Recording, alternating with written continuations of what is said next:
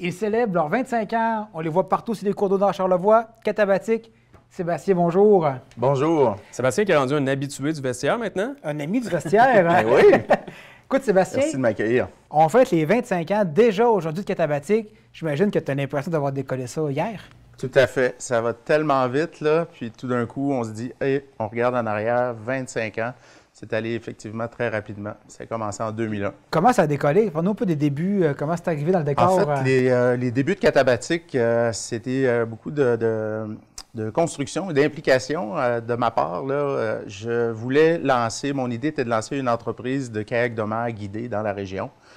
Étant originaire d'ici, puis je voyais que le kayak de mer était en plein essor au Québec, mais qu'il n'y en avait pas directement ici dans notre région. Donc, je voulais lancer ce produit-là, produit de qualité, avec des excursions, mais aussi des expéditions, de la formation.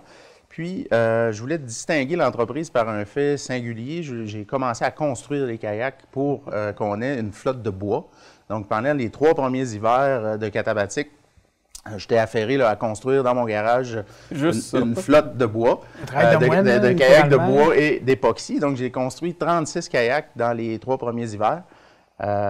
Et puis, non, je n'avais jamais fait ça auparavant. Je me suis acheté un livre. Je l'ai lu, je vous dirais, 2 fois plutôt qu'une. Et puis, je me suis lancé. Ils ne sont pas dans le fond de la rivière, là.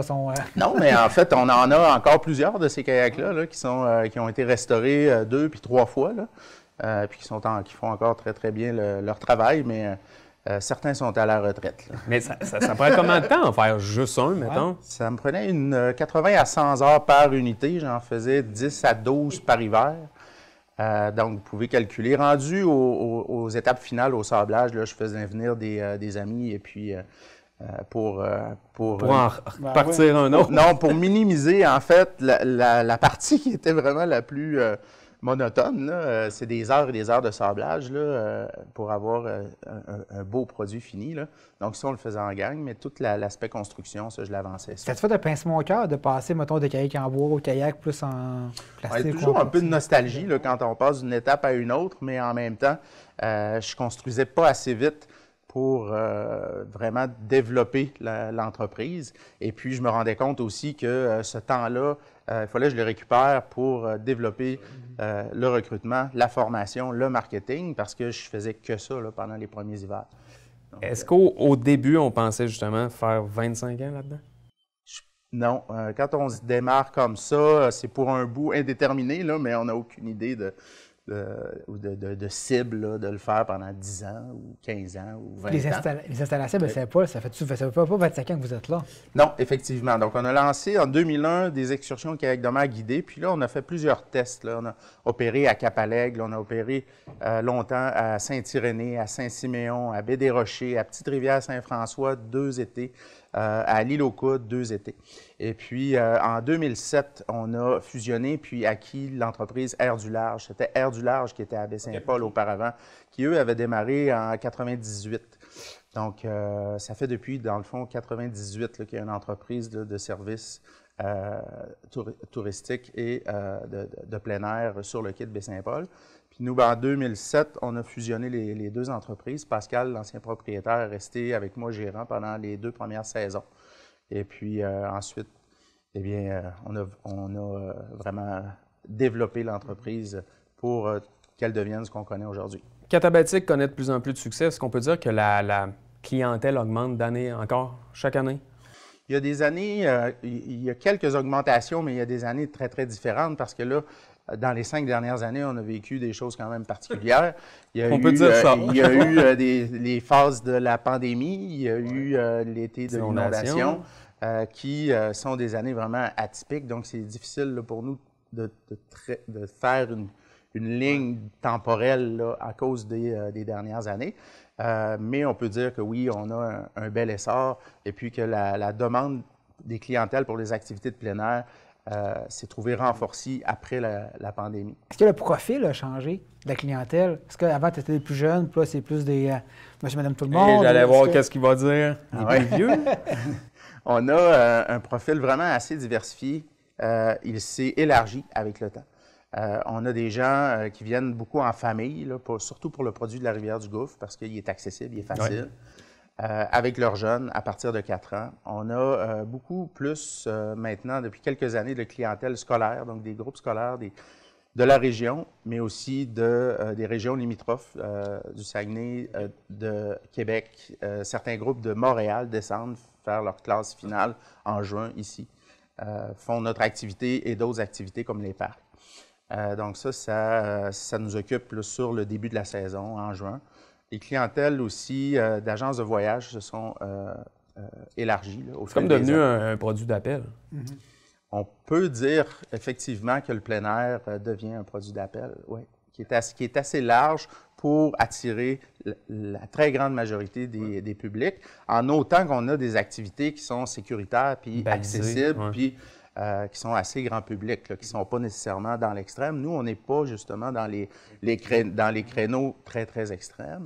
Le territoire se prête bien à ça aussi. Oui, puis on a aussi des jeunes retraités. Là. On a des gens là, qui viennent jusqu'à 60, puis on a même quelques doyens dans le début de 70, d'année en année, qu'on voit là, venir faire nos activités, qui sont en fond. Qu'est-ce que la clientèle dit après une randonnée ou une excursion? Est-ce que c'est bon, la facilité du produit ou le décor ou même les locaux? J'ai l'impression qu'ils ne connaissent pas nécessairement la rivière non plus.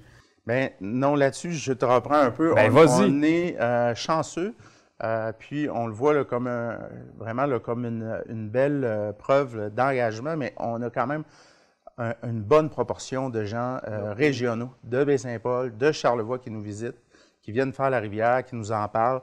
Première des choses, il y a plusieurs de leurs jeunes depuis une dizaine d'années avec les concentrations plein air qui viennent faire la rivière aussi. Ouais, c'est vrai. Donc, quand j'ai commencé à donner des cours de kayak, début des années 2000 aussi, plus du côté de la Malbaie, il y a des jeunes là-dedans qui, maintenant, ont des jeunes familles, donc qui ont pu aussi, maintenant... Mais c'est une bonne nouvelle qu'on s'approprie notre rivière.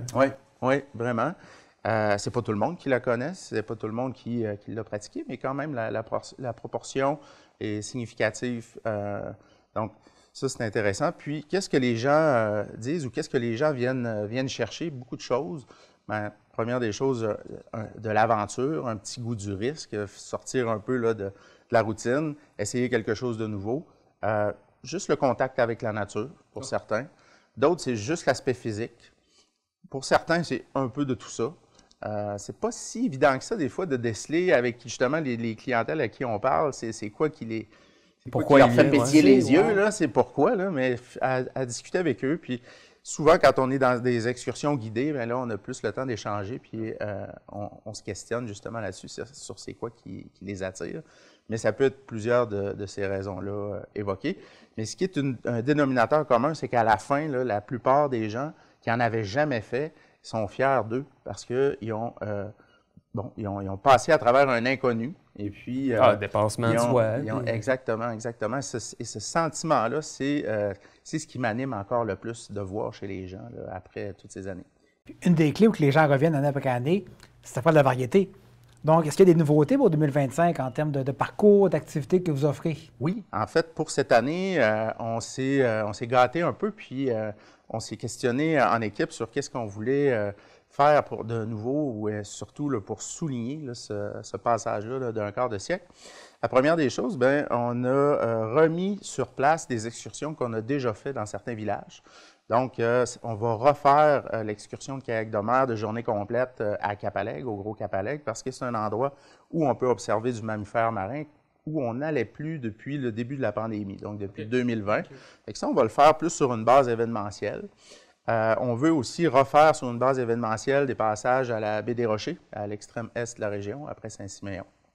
Et puis, plus du côté de Baie-Saint-Paul maintenant, ce qu'on planifie, c'est un bel événement qui aura lieu le 5 juillet, qu'on va appeler Pagaie en fête, et qui aura plusieurs volets. Le premier, c'est que notre descente va être offerte pour les gens de la région là, à un tarif vraiment amical, à 25 $. Donc, ça, on aimerait que les gens de la place se l'approprient encore plus. Donc, pour cette journée-là, ça va être vraiment accessible au niveau du tarif. Et puis, il va y avoir des ateliers aussi de formation gratuite dans la baie à partir là, à partir de la marina, là, de la dune, avec kayak, avec planche à pagaie. On veut aussi animer le site. Donc, sur l'espace gazonné, vous savez, là, à côté de nos installations, là, où il y a des jeux publics, bon, cette journée-là, on va installer des jeux gonflables, un food truck, un DJ set.